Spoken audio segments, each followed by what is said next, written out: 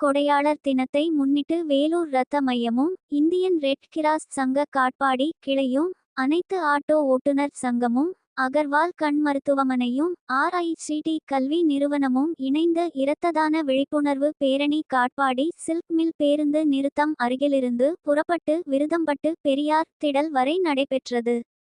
பின்னர் பெரியார் திடல் வளாகத்தில் இரத்ததான முகாம் நடைபெற்றது.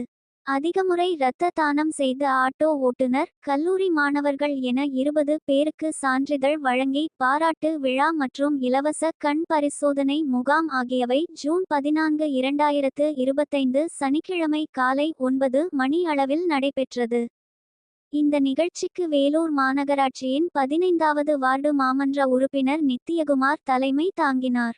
வேலூர் வருவாய் கோட்டாட்சியர் மற்றும் காட்பாடி ரெட் கிராஸ் சங்க தலைவர் செந்தில்குமார் பேரணியை தொடக்கி வைத்து இரத்த தானம் செய்தவர்களை பாராட்டி சான்றிதழ் வழங்கி பேசினர்.